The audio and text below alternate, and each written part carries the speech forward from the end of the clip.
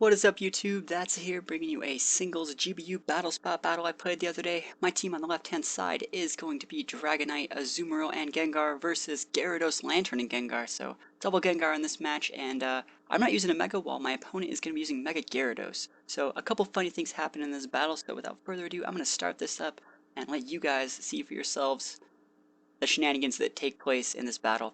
Me fighting against a Japanese person I played on the ladder, like I said, and he is going to be leading off with his Gyarados. A great lead, especially in this situation against a Dragonite, so he's going to hit with a huge Intimidate right off the bat. There's not really that much I can do in this situation. You know, Gyarados is a great counter to Dragonite. And I'm testing Dragonite. Normally you would see a Guard Trump from me, but I think Dragonite's worth a test here.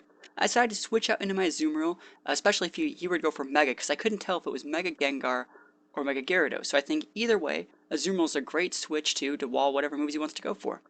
He decides to go for an Earthquake. Remember, he is at +1, and he probably does not want me to Belly Drum. And so I probably could have got the Belly Drum off, but I don't use Belly Drum, I actually like an Assault Vest, and I go for a huge Player F, and I actually get the Attack Drop, and that's one of the few situations where I've actually seen the Attack Drop from Player F matter, because now he has to switch. He decides to switch into his Lantern, and I decided to switch because I knew he was going to switch, so I go into my Gengar. So remember, this is a Focus Sash Gengar I use. I do not use Mega Gengar. And I'm going to go for a Taunt. You know, I probably could have just double Sludge Bombed this guy. And I just think it's safer to go with the moveset that I'm going to go for. Since I know that he can't use a status move or do anything else, I'm just going to stay in Destiny Bond. This is definitely just in a Destiny Bond Gengar set that I really like to use, especially in this format of singles 3v3. And Lantern's super bulky. Remember, I got like Dragonite, I got a Azumarill. I think it's just safer to go for the automatic kill on the Lantern instead of trying some shenanigans. You know, I probably could have went for the Sludge Bomb, but I did not want to get Thunder Waved, so I definitely played it extremely safe there. Killing the Lantern, taking out my Gengar, you know, I'll take that trade. We're going to see the Gyarados Dragonite fight again, but this time he's going to Mega Evolve into Mega Gyarados. And remember, if you Mega Evolve into Mega Gyarados, you gain the Dark type as well as the ability Mold Breaker. Mold Breaker pretty much lets you hit your opponents, ignoring their ability for the most part. So you see he's going to Ice Fang here. Now Ice Fang is going to hit through my Multiscale and leave me at 6. Normally Dragonite's ability Multiscale would half the damage he takes while at full. But in this case, that's just not the case. So he's going to withdraw. He obviously does not want to fodder his Gyarados here. Going into his Gengar.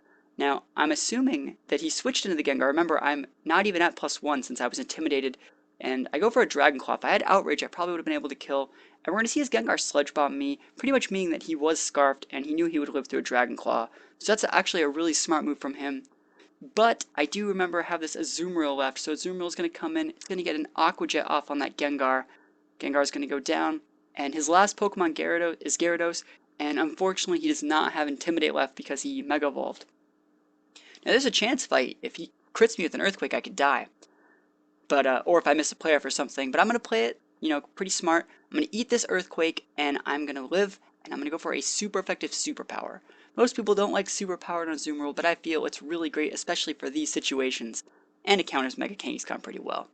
So Gyarados is going to go down, and I did pull out the victory there. It was pretty weird seeing Dragonite's a Multiscale just completely be ignored by a Mold Breaker from a Mega Gyarados. You don't see that often.